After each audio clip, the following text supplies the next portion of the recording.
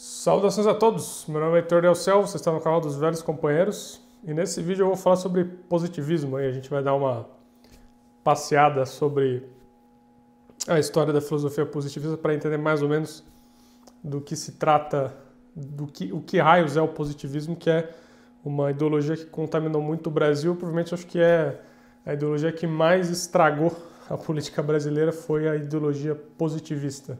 A gente ouve falar muito, geralmente quando a gente está conversando sobre o regime militar, né, sobre a classe militar no Brasil, que eles são um dos exemplos, né, da contaminação do positivismo, apesar que a contaminação é muito mais profunda do que apenas a classe militar.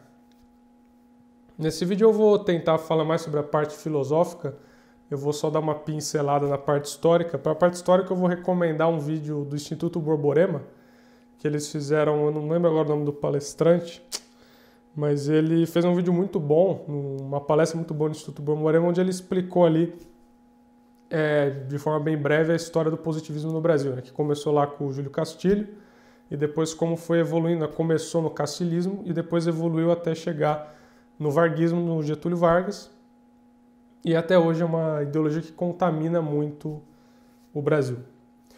Bem, mas para a gente entender a questão filosófica, como é que funciona basicamente a ideia positivista? Bem, o positivismo ele foi desenvolvido pelo Augusto Comte, também, que é muito falado, né, figura também que já tem ficado cada vez mais conhecida aí, né, nos debates políticos, o que é muito importante, né, porque o positivismo é fundamental para entender os fenômenos políticos no Brasil. E o Augusto Comte ele tinha a seguinte tese, de que você podia dividir a teoria do conhecimento humano em três grandes etapas.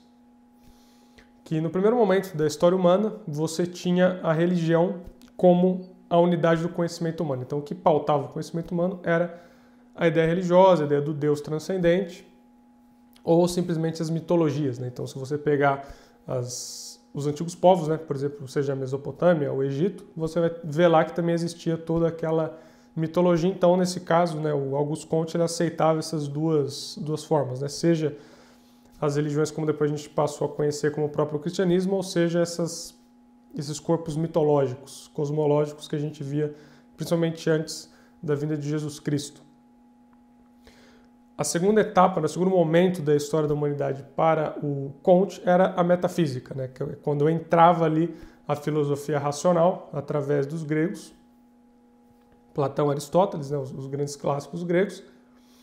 Então ali o que passava a pontuar, né? O que passava a ser o norte do conhecimento humano e da sociedade humana era então a filosofia racional e a metafísica, que ainda tinha ali muitos elementos também. Até dependendo da filosofia que você for estudar, você vai ver que existem muitos elementos místicos e mitológicos também. A terceira etapa, né, o terceiro ponto do Augusto Comte é justamente o pensar positivo. E aí daí que vem o termo positivismo, que é o que ele chama da terceira, que seria a terceira e última etapa. Por que pensar positivo? Né? Até existe essa confusão. Muita gente às vezes pensa quando você fala positivismo, não é a pessoa ser otimista. Na verdade não é isso. Que não é na ideia do positivo de algo bacana. É a ideia do conhecimento que pode ser positivado, conhecimento que pode ser objetivado, conhecimento que pode ser comprovado mediante ao experimento científico. Você pode fazer até uma analogia com a ideia cartesiana, né? Quando surge, né, o sistema cartesiano, que Descartes vai dizer, não, que eu só vou aceitar o que tiver uma prova racional, eu vou colocar tudo em posição de dúvida e só aceitar o que tem uma prova racional, que na verdade é uma ideia filosófica impraticável e irrealizável na realidade concreta, é impossível você fazer isso. E até depois eu penso no canal tentar fazer alguns vídeos, uma série sobre lógica, né, trazendo também, articulando o Aristóteles e o Platão, por exemplo, também com a filosofia do Olavo, que é um tema que eu gosto muito de abordar aqui no canal, na falar sobre a filosofia do Olavo de Carvalho. Mas enfim, voltando à questão da filosofia positivista. Então tem muito essa pegada de você só aceitar essa parte racional que pode ser racionalizável. Então é por isso que tem esse termo do positivismo, ou do pensar positivo, né? No caso, nos livros de Comte, ele chama da era do pensar positivo. Então era religiosa, era metafísica e era do pensar positivo. E justamente porque pensar positivo, porque só vai se aceitar o conhecimento que pode ser positivado. E veja que isso no Brasil teve consequências muito profundas no entendimento político.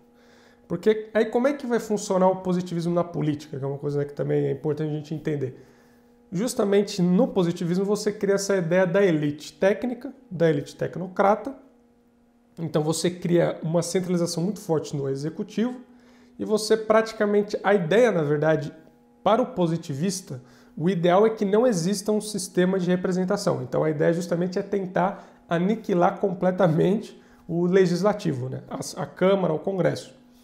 Mas é claro que sempre fazendo a clássica dialética entre a teoria e a prática, nunca dá para ser, da teoria à praxis, nunca dá para ser simplesmente assim. Então, por exemplo, veja o que aconteceu no regime militar no Brasil. Você teve ali justamente uma posição muito positivista, onde o legislativo foi reduzido praticamente a um despachante do executivo, né? Foi completamente ali travado, né, pelo poder executivo, virou totalmente submisso, né, ao poder executivo, que passou então a ter total controle pela política brasileira. Então esse executivo forte que elimina o sistema representativo, isso é uma característica típica de um governo positivista. Porque eles vão ver dessa forma? Porque vejo dessa forma? Justamente pela essa ideia do conhecimento técnico. Porque eles vão falar, não, quem tem que controlar a sociedade é quem tem o monopólio do conhecimento técnico, é quem está fazendo os experimentos científicos e tem o conhecimento científico sobre as coisas. A população não entende nada de ciência, a população não tem que ter poder nenhum sobre a sociedade. É engraçado porque você vê que é quase que o oposto exato, né, da visão americana. A Constituição americana ela simplesmente expõe ali o que a população quer fazer, o que a população acredita, e ela se preocupava muito mais então em proteger ali o ideal, o estilo de vida, né, o American Way of Life. E veja que o positivismo é exatamente o oposto. O positivismo é de não.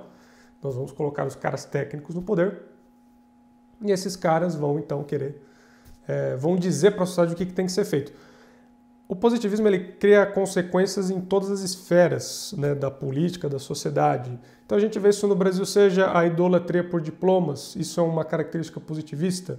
Toda vez que você vai querer debater com alguém, a pessoa exigir saber a opinião, usar, né, argumentos de autoridade, saber a opinião da academia, saber se existem estudos científicos.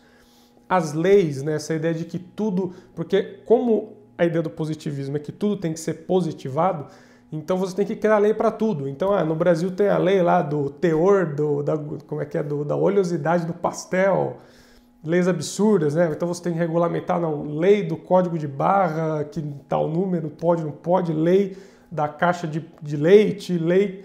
Porque essa ideia de que tudo tem que ser positivado, tudo tem que ser ordenado conforme o conhecimento do pensar positivo. Então você vê que tem consequências muito profundas, na verdade, em todas as esferas da sociedade brasileira. E o positivismo ele gera também esse positivismo pelas leis, que é também muito parecido nesse aspecto, porque aí com o positivismo você acaba enxergando o homem como um robô mesmo, né? Você enxerga o homem de forma muito mecanizada. Então, você justamente através dessas leis positivas, você vai meio que ajustando a sociedade até que você chega ali num sistema, numa estrutura racional, totalmente funcional, onde então você consegue ali chegar num conjunto de regras racionais perfeitas que vão permitir uma sociedade totalmente em harmonia. É claro que é uma ideia completamente ridícula, reducionista, né? Você não consegue entender uma sociedade através das leis racionais da sociedade. Então, é um reducionismo gigantesco, é claro, mas é interessante porque é um esquematismo enorme, né? Mas é interessante porque, apesar do Augusto Comte ter uma tese que a tese dele não funciona, né, na prática, ele acabou acertando de fato que isso se tornou um problema para a filosofia mesmo, né?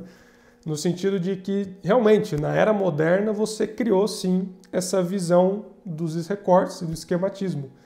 Então, por mais que o positivismo do Comte não funcione, temos que reconhecer que assim, a tese dele acertou no ponto de que realmente haveria sim um esforço filosófico, haveria sim essa tentativa de jogar fora, seja a religião ou seja a metafísica, em prol do pensar positivo.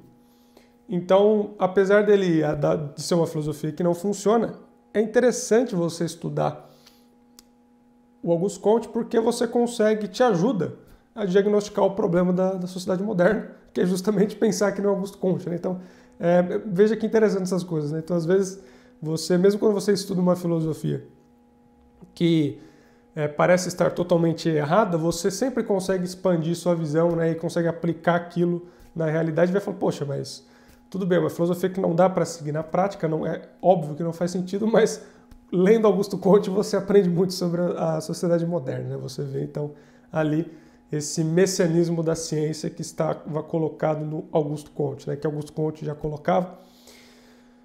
O exemplo de visões positivistas, se você for tentar explicar de uma forma resumida para alguém, é basicamente esse exemplo, inclusive, eu dei em algum vídeo aí, que faz tempo que eu não lembro em qual vídeo foi do canal.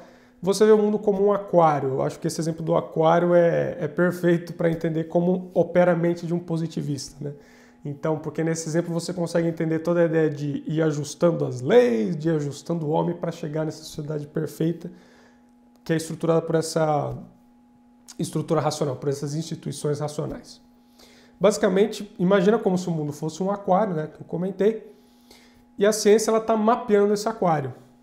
Então essa é a ideia dos positivistas. Vai chegar um momento onde a gente vai mapear o aquário inteiro, então a gente vai ter o conhecimento racional para descrever o aquário inteiro, portanto, por consequência, a gente vai ter aí uma estrutura científica que vai ser capaz de reduzir todos os problemas, todas as interações de uma sociedade em problemas racionais, então aí chegamos na utopia maravilhosa, né?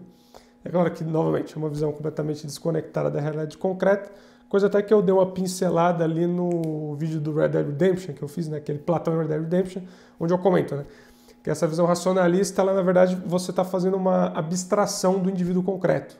Você tenta pegar o homem, arrancar ele da experiência em sociedade, experiência cultural, né?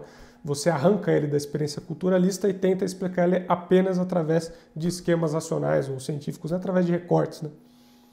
E é claro que isso não consegue explicar a realidade, gera uma série de problemas. E acredito que para esse vídeo seja isso. Eu quis tentar fazer um vídeo mais rápido, mais resumido sobre o positivismo. E aí também, quem sabe, a gente consegue também abordar mais alguns pontos dessas ideias positivistas em outros vídeos. Beleza, galera? Um abraço e a gente se vê no próximo vídeo.